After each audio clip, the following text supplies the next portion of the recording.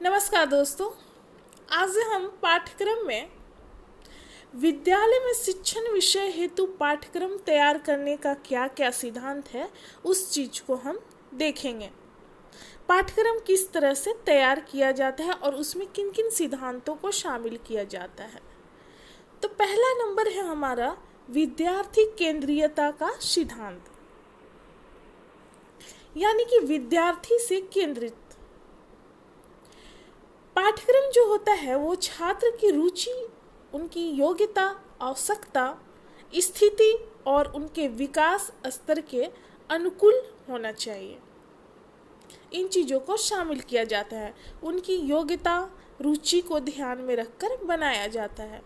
इससे क्या होता है, इससे छात्रों को उचित विकास के लिए समृद्ध अनुभव प्राप्त होता है।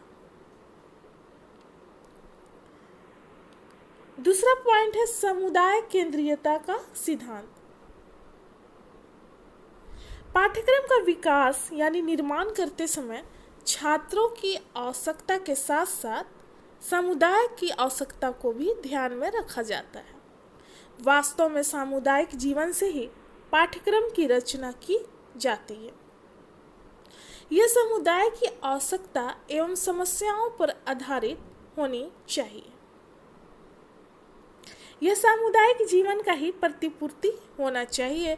इसमें सामुदायिक जीवन की महत्वपूर्ण विशेषताएं प्रतिबिंबित होनी चाहिए। यह सामुदायिक वातावरण के अनुकूल होना चाहिए, यानी कि समुदाय को भी पाठ्यक्रम के निर्माण करते समय ध्यान में रखा जाता है। छात्रों की आवश्यकता के साथ साथ समुदाय की आवश्यकताओं को भी ध्यान में रखा जाता है। तीसरा है क्रिया केंद्रीयता का सिद्धांत। पाठ्यक्रम उन क्रिया पर आधारित होनी चाहिए, केंद्रित होनी चाहिए जिसमें छात्र रुचि लेते हैं। जैसे देख लीजिए खेल क्रिया, रचनात्मक क्रिया तथा प्रोजेक्ट क्रिया के लिए अवसर मिलने चाहिए, अर्थात काम द्वारा सीखने के सिद्धांत पर आधारित होना चाहिए पाठ्यक्रम। 4 पॉइंट है उपयोगिता का सिद्धांत। तो यहाँ पर नन महोदय हैं, विद्वान हैं, उनका कहना है कि उपयोगिता पाठ्यक्रम निर्माण का एक महत्वपूर्ण आधार है, यानी कि इसमें उपयोगिता को शामिल किया जाता है। पाठ्यक्रम में उन प्रकरणों को सम्मिलित करना चाहिए जो छात्रों के भविष्य में उपयोगी सिद्ध हो और उन्हें समाज की योग्य सदस्य बनाने में सहायता प्रदान करे। यानी कि पाठ्यक्रम में उन सभी विषय चीज़ों को शामिल करना चाहिए जो छात्र को भविष्य के लिए एक अच्छे व्यक्ति, नागरिक और उसके व्यक्तित्व के विकास में सहायक हो। 5 पॉइंट है सुरक्षा का सिद्धांत। पाठ्यक्रम में उन विषयों को शामिल करना चाहिए जो सभ्यता एवं संस्कृति की सुरक्षा में सहायक सिद्ध हो। यानी कि पाठ्यक्रम में उन विषय को भी पढ़ाया जाता है जिससे हमारी संस्कृति की सुरक्षा बनी रहे। सब्जेक्ट में डाला जाता है संस्कृति से संबंधित विषय को, चैप्टर को। सुरक्षात्मक दृष्टिकोण भी चुनाव पर आधारित होनी चाहिए, अर्थात पाठ्यक्रम में सम्मिलित किए जाने वाले प्रकरण तथा क्रियाओं को सावधानी से चुना जाना चाहिए। यानी कि पाठ्यक्रम जब बनाया जाता है तो सभी चीज़ों को ध्यान में रखना चाहिए जिससे छात्र का व्यक्तित्व का विकास हो। इसलिए पाठ्यक्रम का निर्धारण सोच समझकर किया जाता है जो छात्रों के लिए आवश्यक हो, अनावश्यक न सिद्ध हो। 6 पॉइंट है विविधता का सिद्धांत। विविधता पाठ्यक्रम के निर्माण में एक महत्वपूर्ण सिद्धांत है। पाठ्यक्रम का आधार व्यापक होना चाहिए क्योंकि संकीर्ण पाठ्यक्रम से व्यक्ति की विभिन्न योग्यता को विकसित नहीं किया जा सकता है। प्रत्येक स्तर पर पाठकों की विभिन्न आवश्यकता एवं रुचि को ध्यान में रखना चाहिए और पाठ्यक्रम में व्यक्तिगत भिन्नता के लिए स्थान होना चाहिए, क्योंकि व्यक्ति या बालक जो भी होते हैं उनमें व्यक्तिगत भिन्नता पाई जाती है, अलग अलग तरह के होते हैं, उनका नेचर अलग अलग होता है। तो पाठ्यक्रम का निर्धारण उसी के अनुरूप होना चाहिए जिससे सभी का व्यक्तित्व का विकास हो सके। लचीलेपन का सिद्धांत। लचीलापन मतलब उसमें परिवर्तन भी किया जा सकता है परिस्थिति के अनुसार। पाठ्यक्रम लचीला होना चाहिए और प्रत्येक स्तर के बालकों की आवश्यकता पर आधारित होना चाहिए।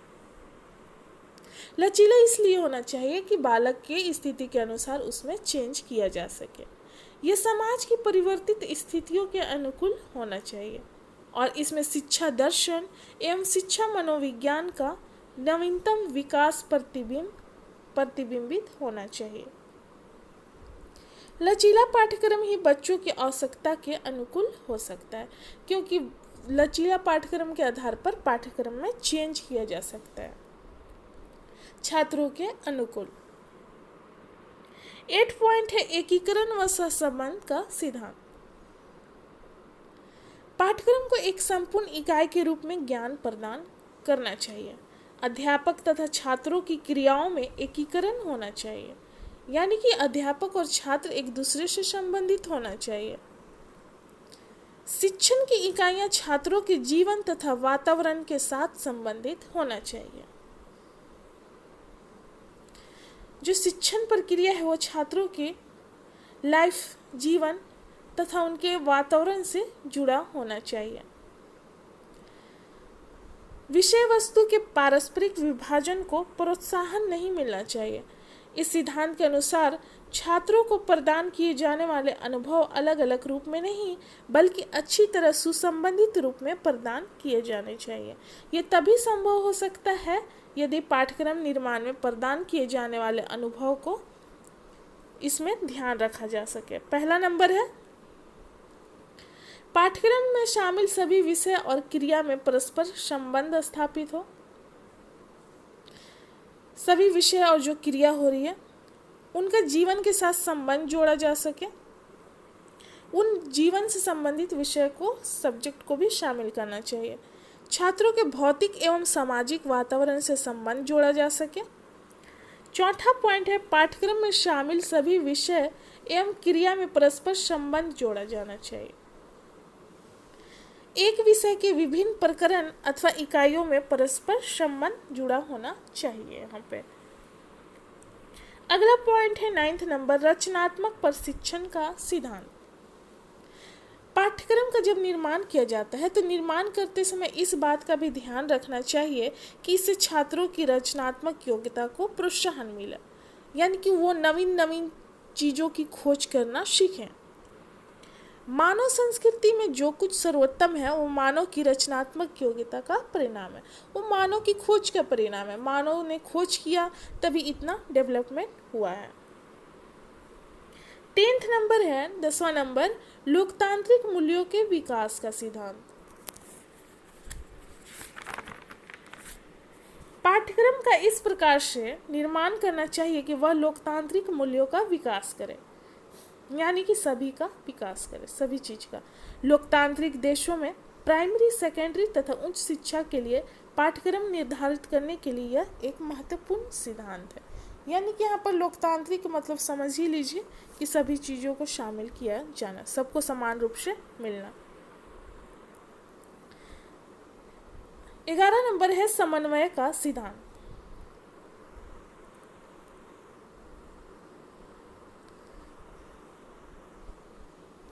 पाठ्यक्रम में अनौपचारिक एवं औपचारिक शिक्षा, प्रत्यक्ष एवं अप्रत्यक्ष शिक्षा, समान एवं विशिष्ट शिक्षा, उदार एवं व्यावसायिक शिक्षा तथा शिक्षा का व्यक्तिगत एवं सामाजिक उद्देश्य का समन्वय होना चाहिए।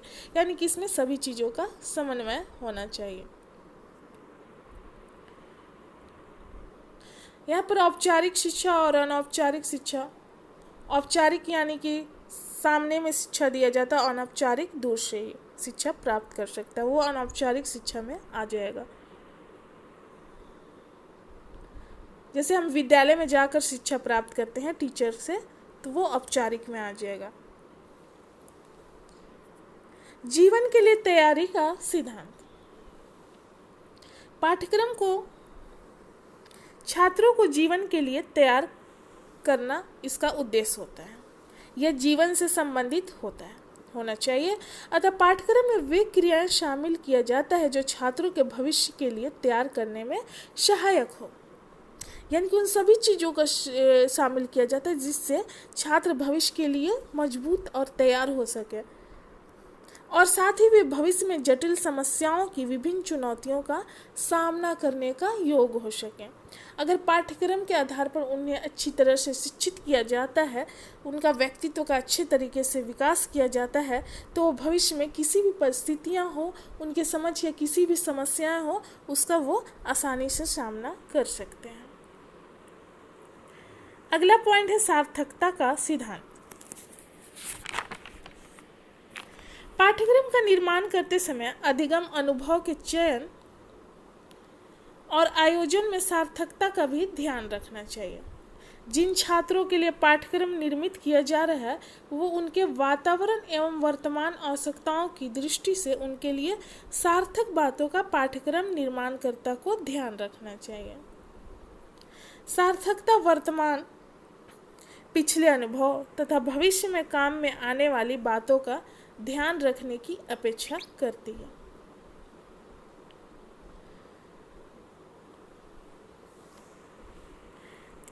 फोर्टीन पॉइंट है निरंतरता का सिद्धांत। किसी भी कक्षा के पाठ्यक्रम निर्माण करते समय यह ध्यान रखना चाहिए कि वह एक तरफ तो पहले पढ़ी हुई बातों से संबंधित रहे, यानी कि छात्रों को जो पहले पढ़ाया जा चुका है, तथा दूसरी तरफ आगे की कक्षाओं में जो कुछ पढ़ना है, यानी कि वर्तमान में जो या भविष्य में जो कुछ पढ़ना है, उनके लिए आधार का कार्य करे। यानी कि जो अभी सब्जेक्ट पढ़ाया जा रहा है वो पुरानी चीज़ें जो पुराने पढ़ाए गए हैं उनसे संबंधित हो, पुराने शिक्षण प्रक्रिया से संबंधित हो। इस प्रकार सभी कक्षाओं में भूत, वर्तमान और भविष्य में प्रदान की जाने वाले अधिगम अनुभव में पर्याप्त रूप से निरंतरता बनी रहती है। यानी कि जब पुराने जो पढ़ाए गए हैं विषय उससे संबंधित वर्तमान में पढ़ाया जाता है, तो तीनों का अंतराल बना रहता है, भूत, वर्तमान और भविष्य, और छात्र भी उस विषय को अच्छे तरीके से समझते हैं। 15 पॉइंट है 15 पॉइंट मानवीय मूल्यों के विकास का सिद्धांत। जब पाठ्यक्रम का निर्माण किया जाता है तो मानवीय मूल्यों के विकास के सिद्धांत को भी शामिल किया जाता है। वर्तमान में सभ्यता नैतिकता से दूर दौड़ती प्रतीत हो रही है, यानी कि देखने में आ रहा है कि नैतिकता धीरे धीरे खत्म होता जा रहा है, कम होता जा रहा है। इसलिए वर्तमान परिस्थितियों में इस गिरावट पर अंकुश लगाने की आवश्यकता है। इसलिए ये परिस्थिति पर अंकुश लगाना चाहिए। इसकी शुरुआत प्राथमिक कक्षाओं से ही की जानी चाहिए, यानी कि मानवीय मूल्यों से संबंधित जो भी विषय है वो प्राथमिक कक्षा से ही स्टार्ट करना चाहिए, ताकि छात्रों में उस संबंधित मानवीय मूल्य से संबंधित विषयों का ज्ञान होता जाए और वो अच्छी आचरण को सीखते जाएं, ताकि छात्रों में उचित मानवीय मूल्यों का विकास हो सके। इस दृष्टि से स्कूल के पाठ्यक्रम में मानवीय मूल्यों के विकास के लिए आवश्यक विषय, सामग्री, क्रिया एवं अनुभव को अनिवार्य तौर पर शामिल किया जाना चाहिए। यानी कि स्कूल का जो पाठ्यक्रम है तो उसमें मॉरल एजुकेशन को शामिल ही किया जाना चाहिए, जिससे छात्रों का आचरण का विकास हो और एक आदर्श नागरिक भी बने। लास्ट पॉइंट है हमारा बुनियादी ज्ञान एवं कौशलों का सिद्धांत। इसको भी पाठ्यक्रम में शामिल किया जाता है, इन सिद्धांतों को भी। शिक्षा के द्वारा छात्रों को अपना विकास के लिए एवं भविष्य में समायोजन करने के लिए अनिवार्य आधार प्रदान कर दिया जाना चाहिए, यानी कि अपना डेवलपमेंट भी करें और भविष्य में भी वो अच्छे व्यक्ति बनकर उभरें। इस दृष्टि से छात्रों के प्रारंभिक एवं बुनियादी ज्ञान तथा कौशलों की प्राप्ति की ओर पूरा ध्यान देने की जरूरत होती है। इसी बात को ध्यान रखते हुए छात्रों के लिए इस प्रकार के विषय वस्तु, क्रियाएं तथा अनुभव शामिल करना अनिवार्य हो जाता है, ताकि उन्हें निम्न बातों में सहयोग दिया जाए। पहला है यहाँ पर मनोशारीरिक योग्यता एवं क्रियाओं का विकसित करना, और दूसरा संप्रेषण कौशल जैसे पढ़ने, लिखने, सुनने, बोलने, विचार और भाव के आदान प्रदान के योग बनाना। इस प्रकार विद्यालय में शिक्षण विषय के लिए जो पाठ्यक्रम तैयार किया जाता है तो इन सभी सिद्धांतों को शामिल किया जाता है ताकि छात्रों का, बालकों का, जितने भी वहाँ पर स्टूडेंट हैं उनका संपूर्ण व्यक्तित्व का विकास हो। इसलिए सिलेबस से ज़्यादा पाठ्यक्रम का क्षेत्र बड़ा होता है, क्योंकि पाठ्यक्रम का क्षेत्र यहाँ पर व्यापक भी माना गया है क्योंकि इसमें सभी चीज़ों को शामिल किया गया है। तो यहाँ पर हमारा समाप्त होता है। मिलते हैं अगले वीडियो में। धन्यवाद।